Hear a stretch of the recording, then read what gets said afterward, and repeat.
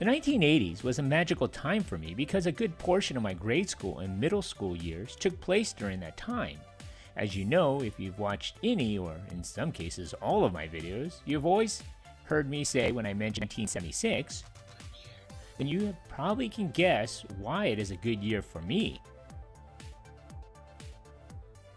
So as I get older and hopefully wiser, although my ex-wife would say otherwise, I just wanted to look back at my childhood and celebrate some of the things that made me remember the good times. Not that the 90s or beyond weren't good. Here are some things that I loved during that time.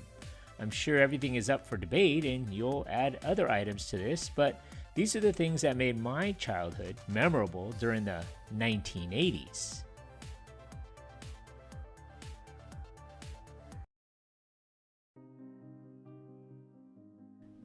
During the 1980s, we grew up in the midst of the so-called Cola Wars when Pepsi and Coke were battling it out over market share and popularity. Honestly, how come they don't do that now? Actually, they probably do, but I don't really pay attention to any of that anymore. Whether you're a fan of Coke or Pepsi, the 1980s pop culture still stands out in my mind. I used to drink both, but I was drinking Pepsi in the 1980s and 1990s and switched to Coca Cola in the 2000s. Why? I don't know. Now I don't drink either. In fact, there are so many soft drinks, juices, and other sugary beverages in the 1980s that here's just a few that I would partake in, and a few kinds of beers that my dad would drink in the 1980s. During the 1980s, I was one of those kids who brought a lunch in my lunchbox, but on occasion would buy my lunch when my mom didn't want to make one for me, or if they had either pizza or chalupas on the lunch menu. The thing that stood out in my mind was the school milk. I want to say that the regular milk was $0.25 and the chocolate milk was about 35 cents.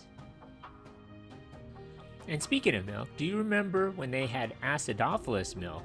Before the introduction of lactose-free milk that is commonplace now, there was acidophilus milk that my mom would have to get us. And what better reading material at breakfast is when you saw the missing children on the side of the milk carton. Nothing like eating your favorite cereal, staring at all the missing kids and silently hoping you never end up on the side of the carton. Before juices came in those plastic containers, High C, which we would drink, would come in cans. I remember being in preschool and my teachers and the parents would bring cans of the juice to serve us on field trips, or conveniently at parties. Then in the mid to late 1980s, juice would be served in those convenient little juice boxes. High C and Minute Maid were my juice boxes of choice. And speaking of Minute Maid, who remembers the simplistic design of Minute Maid and their orange juice? Although frozen orange juice concentrate is still available in your freezer section at your local grocers, back in the 1970s and 1980s, that is how my mom would make the orange juice for us. Another orange juice was named after a Disney character, or so I thought. Today it's still widely available. Another juice that was briefly on store shelves was 5 Alive, which I first saw in the stores in 1984. It would be around until the early 1990s. This glass bottle was a staple in my aunt's fridge in the early 1980s. Here are a few other juices, or fruit punch, that could be found in cans in the 1980s. And when my mom didn't buy us juices, she made us juice.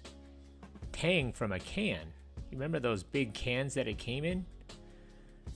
Kool-Aid from a package. And of course, there was Weiler's Punch. Capri Sun started to debut around this time too. I remember when Squeeze-Its came out, the bottles reminded me of those plastic toys that were made at one of those Mold-O-Rama machines.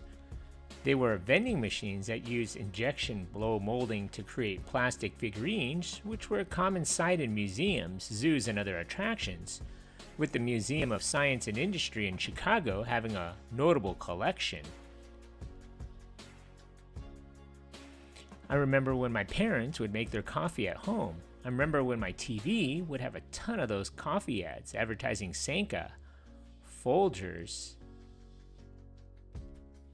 as well as Maxwell House. Who could forget those cans? Back in the 1980s, tailgating wasn't always at football games. My dad used to tailgate with his neighbors in the front yard, kind of like Hank Hill. I remember my dad drinking his Pabst Blue Ribbon, Stroh's, Hamm's, Coors, Miller Lite, Budweiser, and later O'Doul's in the front yard sitting on a tailgate on my neighbor's pickup, as well as my other neighbor's Ford Bronco. We also drank original New York seltzer that my aunt would buy at Price Club in the 1980s, as well as Delaware Punch that my mom would pack in my lunch for school, and nothing like making myself chocolate milk from Nestle Quick in those metal cans. My childhood was filled with those iconic sodas like Slice, Crush, Hires Root Beer, RC Cola, the iconic Pepsi Free, and of course those awesome retro Pepsi labels. Although the Coke and the original formula would be front and center in the cola wars, there were other flavors that I liked, if not better. Maybe I liked the cherry flavor, but I think it was the cool retro commercials of the 1980s and their catchy jingles featuring Matt LeBlanc in the commercials that caused me to want to drink these tasty sodas. The 1980s for me was memorable. In that decade, I went to 3 elementary schools in California and Illinois and graduated from junior high in that time. So many of my influential years occurred during that time. Sure, I drank many of the iconic sodas, but it would come back to haunt me in the future. Nothing like getting type 2 diabetes in your 40s. But I guess it was sort of worth it. Either way, I have some of those memories and good times. So what was your drink of choice back then? Leave a comment below. And thanks for watching. So what do you remember about this iconic soft drink? Leave a comment below and hit that like button. And don't forget to subscribe to Eric C. Productions. I'm bringing back memories from the good old days. Thanks for watching.